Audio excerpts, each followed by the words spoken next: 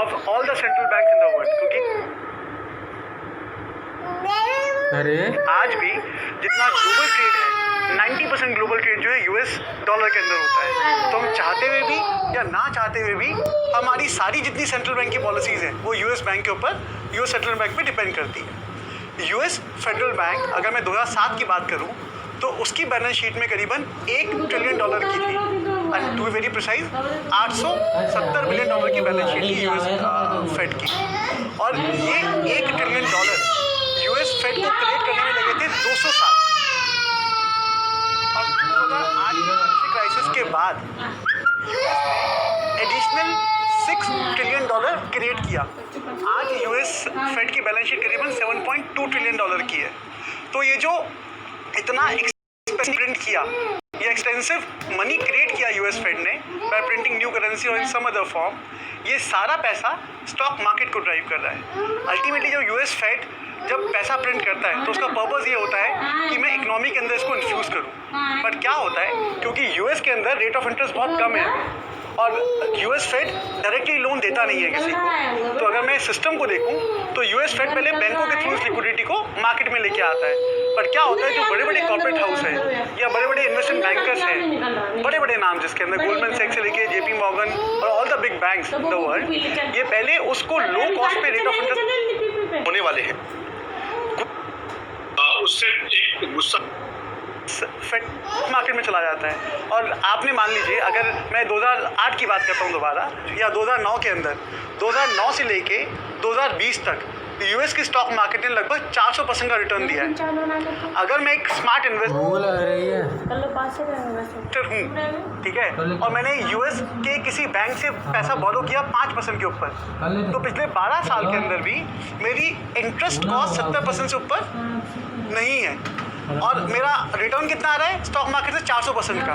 तो 400% माइनस 670%, मेरा 330% का शुद्ध मुनाफा है, जहाँ पे मुझे कोई बिजनेस में मैन्युफैक्चरिंग नहीं करनी, मुझे कुछ प्रोड्यूस नहीं करना, मुझे कुछ बेचना नहीं है, मुझे किसी को हायर नहीं करना, मुझे किसी को फायर नहीं करना, ना मेरे अंदर कोई स्क्रूटनी आने वाली है, मेरा ठीक 330% का मुनाफा है।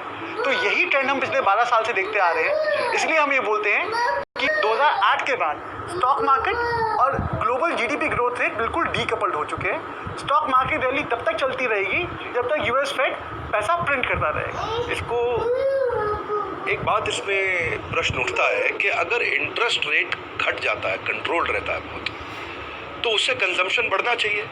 अगर मुझको सस्ता पैसा मिल रहा है बाजार से, मैं पैसा लूँगा और उससे कंजम्पशन बढ़ेगा, बिजनेस बढ़ेगा, इकॉनमी बढ़ेगा, पर उसके बावजूद भी इकॉनमी पे इसका असर नहीं दिखाई पड़ा, वो केवल स्टॉक मार्केट में रह गया। आपको क्या लगता है कंजम्पशन क्यों उतना कंट्रोल्ड रह गया? आई थिंक तो इसका एक फैक्ट ये है, अगर हम पिछले 12 साल की सारे डेटास को स्टडी करें तो हम आज कह रहे हैं कि हम रिसेशन में जा रहे हैं, बट अगर हम आप किसी भी व्यापारी से बात करेंगे, चाहे वो इंडिया में हो, चाहे वो यूरोप में हो, चाहे वो यूएस के अंदर हो, चाहे जापान में हो, अगर आप व्यापारी से बात करेंगे तो व्यापारी तो ऑलरेडी 8-10 साल से रिसेशन के अंदर चल ही रहा है। उसका कारण है, और वो रिफ्लेक्ट भी ऐसे होता है कि आज यूएस के अंदर, मैं आपको एक डेटा देता हूँ यूएस के बारे में। 2006 के अंदर यूएस का जो जीडीपी ग्रोथ रेट था वो लगभग 6% था, नॉमिनल जीडीपी ग्रोथ रेट। और जब हम नॉमिनल जीडीपी ग्रोथ रेट की बात करते हैं तो उसमें real GDP growth rate plus inflation होता है, राइट। और इसी टाइम में पैरेलली आपका यूएस फेड का रेट ऑफ इंटरेस्ट 5% था। इसका मतलब ये हुआ कि हमारे बिजनेस में इतनी पावर थी कि हम 11% के मार्जिन को एडजस्ट कर पाते थे। मतलब 5% का ब्याज देने के बाद भी बैंकों को हम 6% से अपने कॉर्पोरेट को या अपनी इकोनॉमी को ग्रो कर पाते थे।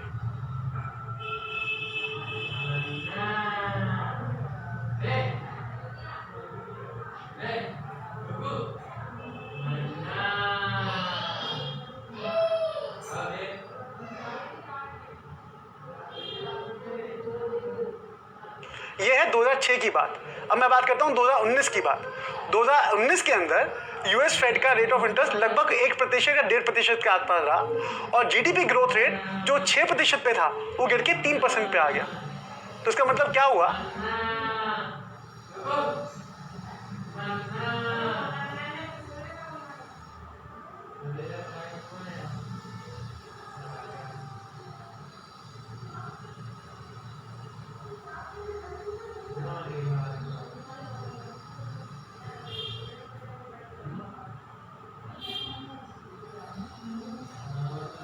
जो उस वक्त 11% का मार्जिन था, 6 और 5 11,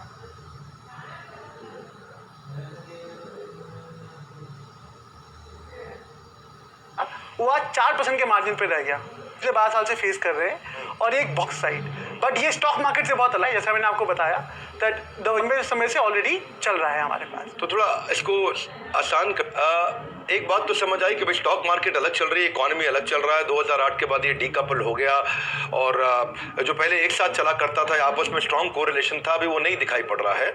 और उसमें जो भी कारण चर्चा हुए, पर अभी आशीष जी प्रश्न ये उठता है कि भारत का व्यापारी ये जानना चाहता है कि भारत की स्थिति कैसे रहने वाली है, आने वाले समय में कौन से 5-6 बड़े सेक्टर ऐसे हो सकते हैं जो सनराइज सेक्टर कहलाएंगे। ऐसे कौन से सेक्टर हो सकते हैं जहां पे इन्वेस्टमेंट या बिजनेस अपॉर्चुनिटी या ग्रोथ अपॉर्चुनिटी दिखाई पड़ती है। आज व्यापारी जिसका बिजनेस एकदम खत्म हो गया, वो सोच रहा है मैं करूं तो क्या करूं। संस्कृत में पढ़ते थे बचपन में, किंग कर्तव्य विमूढ़, मैं क्या करूं और क्या नहीं करूं उसको समझ नहीं आ रहा है। तो आशीष जी, आप एक एक्सपर्ट है और वो आपसे जानना चाहता है आज का व्यापारी कि मुझे अब किस दिशा में, किस प्रकार के बिजनेसेस में आगे चलना चाहिए। तो पहले तो मैं थोड़ी बात जो अमित जी ने कही उसको आगे चलाऊंगा कि आपने देखा होगा कि 2000 से लेकर के करीब करीब 2013 तक चाइना ने अपनी इकोनॉमी में बहुत ज़्यादा कंस्ट्रक्शन किया, बहुत सारे रोड बनाए, बहुत सारे बुलेट ट्रेन के ट्रैक बनाए, बहुत सारे शहर नए बनाए। तो उसी की वजह से एक तरह से एक डिमांड में बूम थी, सीमेंट की, स्टील की, हर चीज की डिमांड में एक बूम आई थी 2000 से लेकर के 2013 तक। उसकी वजह से वर्ल्ड में एक इन्फ्लेशन का दौर आया था, आपने देखा होगा 2012-13 में भारत का भी इन्फ्लेशन करीब 12% पे चल रहा था। उसके बाद जब चाइना ने अपना जो ग्रोथ कम कर दिया, इंफ्रास्ट्रक्चर जो बनना था वो बन गया, जितना भी ऐसा कहा जाता है कि उन्होंने 7 या 8 साल में इतने कंस्ट्रक्शन किया, इतना कंक्रीट यूज किया जितना अमेरिका ने अपने को बनाने में पिछले 100 साल में यूज नहीं किया था।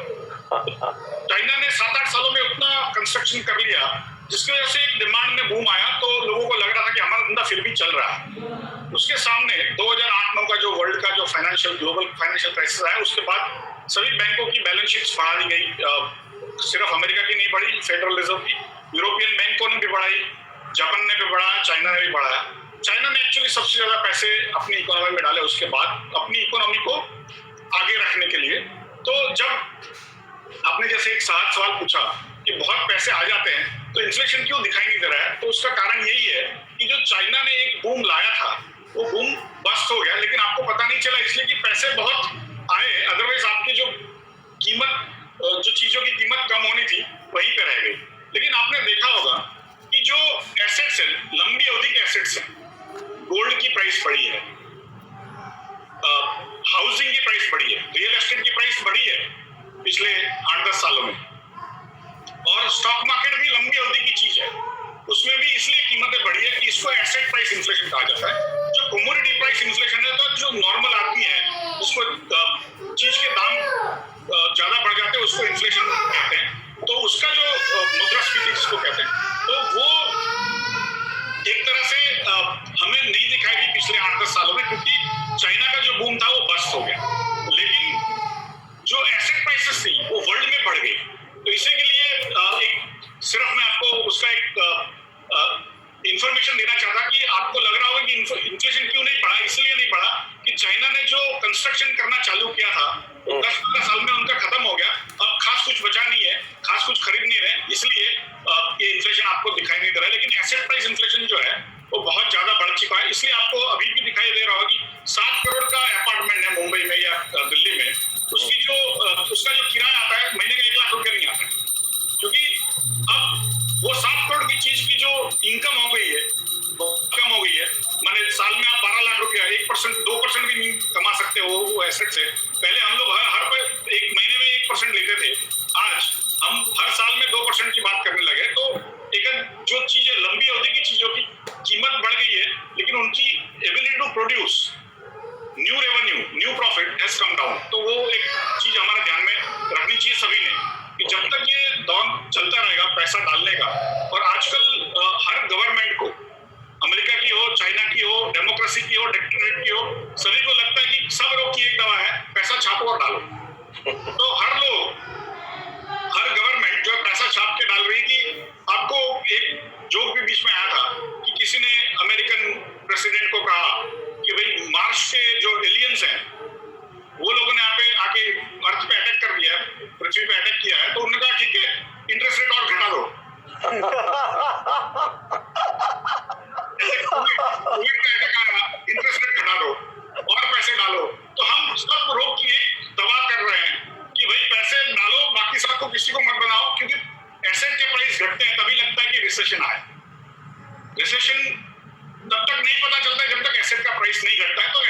प्राइस नहीं घटने देना है, वैसे ही सब लोगों ने एक तरह से मन में ठान लिया है और उसमें कोई एफर्ट नहीं लगती है। टैक्स बढ़ाना है तो एफर्ट लगती है, इसमें किसी तरह की एफर्ट नहीं लगती, खाली पैसे और छापने देने हैं फ्री में, बैंकों को देते हैं, फिर बैंक के आगे भी देते हैं। तो that is how this world is working now.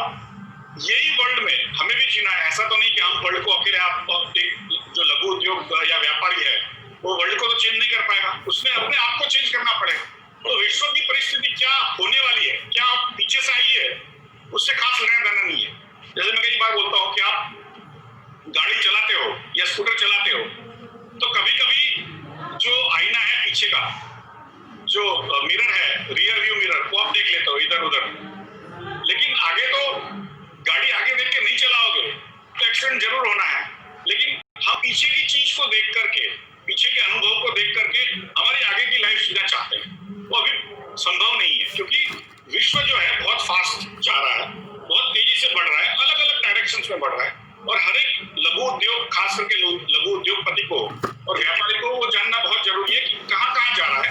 तो पिछले 3 महीने में आपने देखा होगा कि पूरा विश्व करीब करीब हर बैंक है, हर गवर्नमेंट है, उसका जो बैक ऑफिस है, हर रिटेल का जो वॉलमार्ट है या अमेजोन है, उनका बैक ऑफिस या उनका सॉफ्टवेयर कहाँ बनता है? भारत में बनता है, दिल्ली में बनता है, बेंगलोर, हैदराबाद, मुंबई। उनकी बीपीओ जो उनका जो प्रोसेस कहाँ से चलता है? भारत से चलता है। 70 दिन का लॉकडाउन हुआ, कईयों को ऐसा लग रहा था कि ये लोग लॉकडाउन में जाएंगे तो विश्व बंद हो जाएगा। विश्व बंद नहीं हुआ, क्योंकि भारत के लोगों ने, भारत के जितने भी एम्प्लॉइज हैं, अमेजोन के हो या टेस्ला के हो या टेस्को करके एक बड़ा यूके में, लंदन में एक बड़ा रिटेल का चेन है, बैंकों के जो है डॉइच बैंक हो या बैंक ऑफ अमेरिका हो, सबके, बैंक ऑफ न्यूयॉर्क हो, सबके जो बैक ऑफिस है पूरे भारत में अलग अलग जगहों पे फैले हुए और बहुत अच्छे से चले। तो भारत ने एक तरह से प्रूव कर दिया कि भारत जो दिमागी चीजें हैं उसको अच्छे से चला सकता है, वो रुकेगा नहीं। कितना भी लॉकडाउन होगा तो मुझे लग रहा है कि आगे जाके कोई उद्योग आप उसमें काम करना चाहते हो, वहां के बच्चों को पढ़ाना चाहते हो, आपको $50 पर आवर मिल सकता है। शास्त्रीय संगीत पढ़ाना चाहते हो, मैथमेटिक्स पढ़ाना चाहते हो, कोई भी, तो बेसिकली जो दिमागी चीजें है उसमें भारत का आज अव्वल नंबर है। लोग मानते हैं, भारत का दर्जा मानते हैं और भारत की एक कैपेसिटी है वो करने की। तो उसमें जैसे हमारी बड़ी बड़ी आईटी कंपनीज है उनको कोई नुकसान नहीं हुआ। थोड़ा सा उनके जो कस्टमर से डूब सकते हैं तो उनकी वजह से उनको थोड़ा एक घाटा स्टार्ट में हो सकता है, लेकिन ओवरऑल उनका जो दर्जा है विश्व में बहुत बढ़ चुका है। सिमिलरली बीपीओ की जो कंपनियां हैं उन्होंने बहुत अच्छा किया हुआ है। उनको आप अपना व्हीकल देते हो, अपने ड्राइवर्स देते हो, तो आपका काम चलते रहेगा। आपने देखा भी होगा जिन लोग इनसे बात करते हैं, जिन लोग। पर आशीष जी, मैं इसको और सरल करना चाहता हूँ। जब आपने रियल एस्टेट का एग्जाम्पल दिया और आपने बताया था कि ability to generate new revenue has actually gone down, और आज वही करना चाह रहा है व्यापारी, तो कुछ सरल 5-6 सेक्टर सनराइज और क्या हो सकते हैं आईटी कंपनी के अलावा? तो हमारा जो आईटी कंपनी है, बीपीओ, फार्मास्यूटिकल्स, ये 3 चीजें जो है वैश्विक है, उसमें अच्छा नंबर है, भारत अच्छा कॉम्पिटिटिव है। तो वो जो मुझे लग रहा है, और गवर्नमेंट ने भी अभी चाइना की वजह से, अमेरिका ने भी कहा है कि भाई आप अपना जो बेसिक फॉर्मुलेशन है वो भी डेवलप करिए, जो हमने इस साल में छोड़ दिया था वो भी आज कई राज्य जो है वो लाने की कोशिश कर रहे हैं। मुझे लग रहा है आगे 5 साल में जितने भी बिजनेसेस, जो मैन्युफैक्चरिंग के बिजनेस वहाँ चाइना वगैरह को छोड़ के भारत में या दूसरे देशों में जाने वाले, उसमें कई तरह के बिजनेस आएंगे। उसमें जो टेक्सटाइल है उसका एक धंधा बहुत विकास हो सकता है, क्योंकि वहां पर एक तरह से पीपीई जो कहते हैं, जो कपड़े पहन के, सफेद कलर के पूरा पोशाक पहन के जो डॉक्टर काम करते हैं, भारत में 3 महीने पहले नहीं बनते थे। आज भारत विश्व में दूसरे नंबर पे पहुंच गया है उसको बनाने के लिए। तो कपड़े का जो व्यापार है मुझे लग रहा है आगे ज्यादा बढ़ने की संभावना है। और पिछले साल भारत ने सिर्फ $16 बिलियन का एक्सपोर्ट किया था, जबकि बांग्लादेश जो हमसे 6 गुना छोटा है उसने हमसे डबल व्यापार किया था, और चाइना ने हमसे 10 गुना व्यापार सिर्फ टेक्सटाइल में किया था। तो हमें, मुझे लग रहा है कि वहां पर भी जो हम लेबर लॉज वगैरह चेंज करते हैं अच्छे से, तो आगे जाकर के टेक्सटाइल ग्रोथ दिखता है अच्छा एक तरह से। और उसके साथ जो लगे हुए जितने भी बिजनेस हैं अभी में एक तरह से उछाल आपको देखने मिलेगा। वैसे ही मैन्युफैक्चरिंग की जो मशीनरी बनाने की कंपनियां होगी उसमें भी बहुत एक तरह से उछाल आएगा। और जो सपोर्ट करते हैं उनको, जैसे आप मैन पावर सपोर्ट करते हो, उनको कई और तरह के सपोर्ट करते हो, तो ये सब कंपनियां हैं जो उसमें भी मुझे लग रहा है आगे जाके बहुत अच्छा उछाल आने की संभावना। बहुत सुंदर। यहाँ पे आपने एक बड़ी अच्छी बात बताई कि गाड़ी जरूरी है। मैं इसी विषय के पीछे देखने की जगह आगे कैसे देखा जाए, क्योंकि परिवर्तन बहुत तेज हो रहा है। तो एक फिलॉसफी है जिसको आप भी अमित जी मानते हैं, इसको बोलते हैं invest rightly and switch timely. अब इतना तेज समय आ गया है चीजें चेंज करने का, और मेरे ख्याल में मैं तो सबसे बड़ा उदाहरण ये समझता हूँ कि आज जो टेक्नोलॉजी की एक्सेप्टेबिलिटी कोविड के बाद आई है, वो शायद 4-5 साल बाद जो आनी थी वो आज आ गई है। आशीष जी, मैं आपको बताऊं यहाँ पे एक अच्छी चीज कि हम लोग जो ऑनलाइन लर्निंग कराया करते थे बड़ा बिजनेस पे, हमें लगता था 2023-24 में हम एक अच्छा ग्रोथ ले पाएंगे, पर वो हमने थोड़ा अभी प्रीपोन होता हुआ दिखा है। तो इन्वेस्ट राइटली स्विच टाइमली, समय बदलते वक्त, इसके बारे में आप क्या कहना चाहते हैं? अमित जी, ये क्वेश्चन आपसे। ठीक है। सो विवेक भाई, पहले तो a big congratulations to you, because जैसा आपने बताया कि आपने फिजिकल इंफ्रा को कम्प्लीटली आईटी में कन्वर्ट कर लिया, और मैंने ये एक्नॉलेज किया है कि पिछले 3 महीने में ड्यूरिंग द लॉकडाउन आपने 3 वर्ल्ड रिकॉर्ड बनाए हैं Guinness book of world record के अंदर।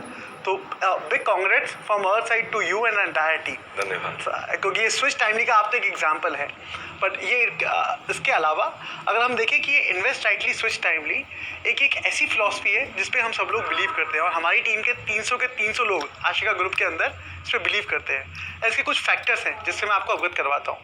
नंबर 1, ये फिलॉसफी हर इकोनॉमी, हर बड़ा कॉर्पोरेट हाउस या जो भी आदमी प्रोग्रेसिव है वो इसी इन्वेस्टमेंट फिलॉसफी को फॉलो करता है। मैं बात करता हूँ पहले इकोनॉमीज़ की। 1995 के अंदर जापान और अमेरिका की इकोनॉमी लगभग बराबर थी। अगर 100 रुपये का जीडीपी अमेरिका का था तो करीबन 70 से 80 रुपये का जीडीपी जापान का था। ये डिफरेंस है दोनों इकोनॉमीज़ के अंदर। और बाकी 2 इकोनॉमीज़ थी जो कॉम्पीट करती थी, वो था जर्मनी, यूके और फ्रांस। ये टॉप 5 इकोनॉमीज़ कॉम्पीट करती थी अपने बिजनेस मॉडल में, और वो बिजनेस मॉडल था मैन्युफैक्चरिंग। ये लोग माल बनाते थे और एक दूसरे को एक्सपोर्ट करते थे। बट .com बबल बर्स्ट होने के बाद अमेरिका ने स्मार्टली अपने आप को स्विच टाइमली किया, और उसने अपने आप को मैन्युफैक्चरिंग मॉडल से मूव करके अपने आप को आईटी मॉडल में लेके आ गया। जैसा आपको पता है कि मैन्युफैक्चरिंग मॉडल जो है वो एक एसेट हैवी बिजनेस मॉडल है। आपको बहुत बड़ा प्लांट चाहिए, बहुत बड़ी मशीनरी चाहिए, बहुत सर्विलेंस चाहिए, और बहुत हैवी कॉस्ट होती है उसके अंदर। आपको बहुत बड़ा लोन लेना पड़ता है अगर आपको वो सेटअप करना है। तो आईटी के अंदर it is a knowledge based industry. आपको सिर्फ अच्छे लोग चाहिए, अच्छी नॉलेज चाहिए, अच्छी क्वालिफिकेशन चाहिए, इसके अलावा कोई और आपकी कॉस्ट नहीं है। और मैन्युफैक्चरिंग आउटसोर्स कर दी सारी, एब्सोल्युटली चाइना को कर दी, राइट। सो इसके अंदर अगर मैं 1995 की बात करूं दोबारा, तो अमेरिका ने लगभग 2001 के अंदर अमेरिका ने अपने आप को स्विच टाइमली कर दिया आईटी एसेट मॉडल के अंदर। और आज अगर हम देखें तो आज अमेरिका का जीडीपी $21 ट्रिलियन का है, जो कि 4 गुना है जापान से, जर्मनी से लगभग 6 गुना है। ये पावर है अमेरिका की स्विच टाइमली की। तो जो भी चीज़ हमने देखी है ग्रोथ इकोनॉमी के अंदर, वो स्विच टाइमली की वजह से हुई है। यू शुड नो मुझे कब इस चीज़ से अलग जाके अलग चीज़, नई चीज़ करनी है। अब हम आते हैं बड़े बड़े कॉर्पोरेट हाउस के ऊपर, और मैं इंडिया की बात करता हूँ उसके अंदर। ये तो ग्लोबल इकोनॉमी थी, अब मैं इंडिया के बिजनेसमैन की बात करता हूँ। तो हमारे सबसे ज़्यादा रिस्पेक्टेड ग्रुप है टाटा ग्रुप।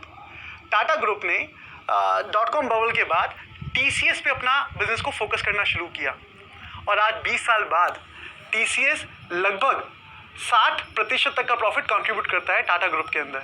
तो TCS एक तरफ और टाटा ग्रुप की 17-18 कंपनियां एक तरफ। ये स्विच टाइमली का बड़ा अच्छा एग्जांपल हुआ कि समय से आपने स्विच किया तो बड़ी जबरदस्त ग्रोथ मिली।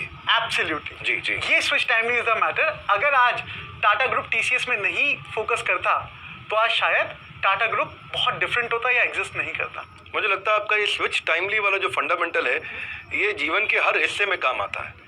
बचपन की भी आदतों को स्विच टाइमली लेना चाहिए। अगर बचपन की गलत आदतों को टाइमली स्विच नहीं किया और उन्हीं के साथ चलते रहे तो आज भी पबजी खेल रहे होते। और वो जो 59 ऐप बंद करी है, उनमें एक बड़ी पॉपुलर ऐप है टिकटॉक, उस पर लोग अपना समय बिता रहे थे। तो जल्दी स्विच टाइमली कर लेते हैं। तो टिकटॉक के जो फॉलोअर्स थे, मतलब लाइटर नोट पे जा रहा हूँ, जो टिकटॉक वालों के फॉलोअर्स थे बेचारे बेरोजगार हो गए रातों रात। जिसके 5 मिलियन फॉलोअर थे, आज उसके पास कोई रोजगार नहीं बचा है। अगर उसने टाइमली स्विच करके यूट्यूब पे विवेक बिंद्रा की तरह आ जाते तो मेरे को लगता है अच्छा ग्रोथ लेते। Absolutely right. In fact, absolutely you're right. Even now after Tata's, even Mukesh Ambani is following the same path. आप देखिए रिलायंस इंडस्ट्री का वैल्यूएशन आज लगभग 11 लाख करोड़ के आसपास है, ठीक है। उसमें जो एक 40 साल पुराना बिजनेस है ऑयल एंड गैस, उसका वैल्यूएशन भी लगभग 5 या 5.5 लाख करोड़ है। और जो एक 6 साल पुराना बिजनेस है रिलायंस जियो, उसका वैल्यूएशन भी 5.5 लाख करोड़ है। तो इवन मुकेश अंबानी ने भी टाइमली स्विच किया और अपने आप को और बड़ा बना लिया। तो चाहे वो इकोनॉमी हो, चाहे वो बड़ा कॉर्पोरेट हाउस हो, उसको इसी इन्वेस्टमेंट फिलॉसफी पे आगे काम कर रहा है। और जिसको भी प्रोग्रेस करनी है लाइफ में, जैसे आपने बचपन का एग्जांपल दिया, वो बहुत वैलिड एग्जांपल है, ठीक है। तो जिसको भी आगे बढ़ना है उसको पुरानी हैबिट्स को छोड़ना पड़ेगा और नई चीज़ों को अपनाना पड़ेगा समय के हिसाब से। और वही मुझे लगता है स्टॉक मार्केट में भी अच्छा है कि इन्वेस्ट राइटली और अपना प्रॉफिट।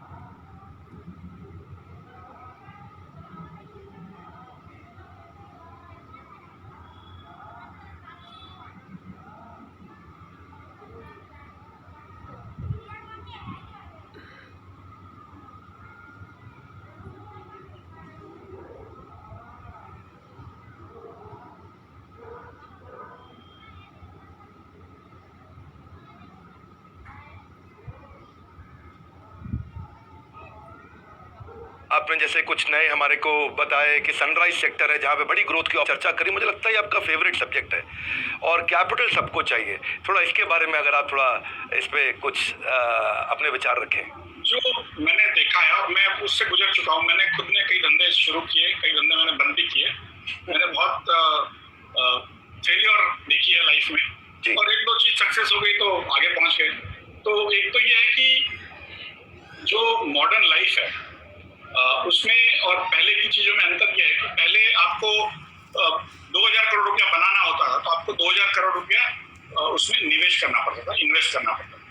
तो ऐसे धंधों में जैसे अमित जी ने भी कहा कि आपको टेक्सटाइल का धंधा करना है तो बड़े फैक्ट्री लगानी पड़ेगी, बड़े लोन लेने पड़ेंगे, और आपके पास उसके लिए पैसे नहीं है तो आप कभी इसका सोच नहीं सकते थे। लेकिन आज का जो समय आ गया है उसमें जो गरीब घर का भी कोई व्यापारी है जिसके पास ज्यादा धन नहीं है लेकिन बहुत ज्यादा अक्ल है, वो नई चीजें आ रही है, उसको ऐसा नहीं कि सिर्फ आईटी को जानता है, अपने एरिया में कोई भी चीज को जानता है, तो उसमें से वो बहुत पैसे बहुत कम निवेश करके उसको बना सकता है। इसी को लिए मैं कहता हूँ कि कैपिटलिज्म विदाउट कैपिटल है। पहले आपको कैपिटल की जरूरत होती थी, बहुत सारा धन चाहिए होता था बहुत सारा धन बनाने के लिए। आज आपको बहुत कम धन चाहिए बहुत सारा धन बनाने के लिए, इसलिए कैपिटलिज्म की जो धन के आधारित पैसा कमाते हैं उसकी जरूरत नहीं है आज। आगे मेरा ऐसा मानना है कि जो टेक्नोलॉजी का जो एक तरह से प्रोग्रेस होता है वो वेव्स में होता है, मौजें आते हैं उसके, दरिया में जैसे मौजें आती है वैसे मौजें आती है, और ये मौजें जो है इसके वेव्स जो है बहुत फास्ट आने लगे। तो पहले जो चीज 1000 साल में होती थी बाद में 100 साल में होने लगी, उसके बाद 50 साल में होने लगी, उसके बाद 20 साल में, और बाद में 5 साल में। जैसे एक उदाहरण देता हूँ मैं आपको, इलेक्ट्रिसिटी है वो करीब 150 साल हुए विश्व में हम कोशिश कर रहे हैं इलेक्ट्रिसिटी सब जगह फैलाने की। भारत में अभी भी हम इलेक्ट्रिफिकेशन की कोशिश कर रहे हैं। उसके बाद कार्स आई तो 120 साल लगे, उसके बाद टेलीविजन आया 70 साल लगे, उसके बाद इंटरनेट आई 40 साल लगे, उसके बाद मोबाइल फोन आया 20 साल लगे, और फेसबुक आया 10 साल लगे, और बाद में यूट्यूब आया 5 साल हो गया। तो जो चीजें आती है उसमें सक्सेस बहुत फास्ट होने वाली है, और जो भी वेल्थ बनती है वो ज्यादा से ज्यादा टेक्नोलॉजी से बनती है। जो कैपिटलिज्म का वर्ड कहाँ से आया, वो यूरोप से आया कि जब इंडस्ट्रीज बनी, बड़ी बड़ी फैक्ट्रियां बनी, उसमें बहुत सारे लोगों ने पैसे डाले, और जब वर्कर्स काम करने लगे और बड़ी खराब जगह पे रहते थे, स्लम्स जिसको हम कहते हैं, झुग्गी, जो आज भारत में देखने मिलती है, 100 साल पहले लंदन के बीचों बीच देखने मिलती थी। तो उसको देख के जो कार्ल मार्क्स नाम के एक व्यक्ति था, उन्होंने कैपिटलिज्म का एक कंसेप्ट बनाया ये कैपिटलिस्ट जो है वो लोगों खुद पैसे डाल के लोगों का खून चूसते हैं, प्रॉफिट बनाते हैं, इसलिए कैपिटलिज्म है। अब जो है धनवान होने की जरूरत नहीं है, आपके पास अक्ल है, मेहनत करने की तमन्ना है, ग्रोथ की तमन्ना है, और थोड़ा सा पैसा नहीं भी हो तो अमित जैसे लोग जो है आपको लाके दे सकते हैं, और उसके बाद आप बीएससी पे आपकी कंपनी को लिस्ट करवा सकते हो, स्टार्टअप में भी करवा सकते हो। 1 करोड़ रुपया भी है, बाहर से लेना है तो अमित जी आपको वहां से दूसरे लोगों से दिलवाएंगे, बीएससी आपकी कंपनी को लिस्ट करेगा। जब आपकी कंपनी बढ़ती है तो स्वाभाविक है वो लोग आपके जिन्होंने आपकी कंपनी में निवेश किया है वो भागीदार होंगे, उनको भी वो प्रॉफिट या जो भी भाव बढ़ते हैं उसका हिस्सा मिलेगा, लेकिन आप भी बिलियनर हो जाएंगे। तो जैसे मार्क ज़करबर्ग की बात है, जैसे नंदन नीलेकणी की बात है अपने वहां कि वो इंजीनियर से उतने धनी घर से नहीं थे, लेकिन आज करीब 15-20 हजार करोड़ रुपए के मालिक होंगे, और उससे ज्यादा ही होंगे, कम नहीं होंगे। ऐसे ही कई आज भी हमने देखा होगा सचिन बंसल, बिनी बंसल जो इस जनरेशन में पिछले 5 साल में बिलियनर्स हुए हैं। तो आज जो है 5-10 हजार करोड़ कमाने की क्षमता रखने वाले यंग जो लोग हैं वो जरूरी कि उनके पास पैसे था स्टार्ट में, पैसे वाले तो बना ही सकते हैं, ऐसा नहीं कि नहीं बनाएंगे, लेकिन जिनके पास पैसा नहीं है वो भी बना सकता है। उसके लिए पहली बार 1000 साल के इतिहास में भारत में आज ऐसा हुआ है कि हर आदमी पढ़ा लिखा है, करीब करीब हर आदमी और हर औरत, सभी लोग करीब करीब स्कूल में जा चुके हैं, नई टेक्नोलॉजी को एक तरह से तुरंत ग्रहण कर लेते हैं, जो दूसरे देशों में ऐसा नहीं है। और भारत मुझे लग रहा है अगले 50 साल में इतनी प्रगति करेगा जो हमने पिछले 1000 सालों में एक तरह से गंवा दी थी। जब इंडस्ट्रियल रिवॉल्यूशन आया हम पार्टिसिपेट नहीं किए, उसके पहले जब वेपन्स रिवॉल्यूशन आया तभी हमने पार्टिसिपेट नहीं किए। अब पहली बार ऐसा है कि जब नई चीजें बन रही है, मुझे लग रहा है अगले 50 साल में करीब करीब इतनी संपत्ति बनेगी जो पिछले 10,000 सालों में नहीं बनी जी। तो आज विश्व की जो संपत्ति कही जाती है 360 ट्रिलियन डॉलर है, अगले 50 साल में उतनी बनती है एक्स्ट्रा 360 ट्रिलियन डॉलर, तो उसमें भारत 25% बना सकता है। तो 90 ट्रिलियन डॉलर भारत की संपत्ति एक्स्ट्रा बन सकती है, जो आज करीब 9 या 10 ट्रिलियन डॉलर है।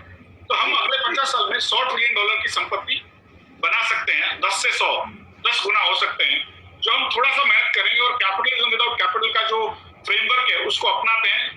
यंग लोग कहीं से भी आते फर्क नहीं पड़ता, कोई भी परिवार से आते हैं, उनको सपोर्ट करें और उनके साथ काम करके उनको वैश्विक बनाएं, उनकी जो प्रोडक्ट्स है, उनकी जो सर्विसेज है, उनको नई टेक्नोलॉजी के द्वारा आगे ले जाए। तो मुझे लग रहा है भारत का भी उद्धार होगा, और जो उसमें निवेश करते हैं मेरे आपके जैसे लोग, उनका भी उद्धार होगा।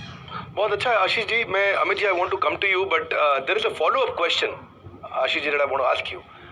मेरा फॉलो अप क्वेश्चन ये है कि आपने थोड़ा एक तो होप्स जनरेट कर दी, और तो काफ़ी होप्स भी जनरेट कर दी, और आपका कैपिटल विदाउट कैपिटल जो आपका कि भाई मेरे पास धन के बिना भी मैं आज धनवान बन सकता हूँ और व्यापार में प्रवेश आगे बढ़ सकता हूँ, ग्रोथ ले सकता हूँ, तो अपॉर्चुनिटी आपने दिखाई, वो पॉसिबिलिटी।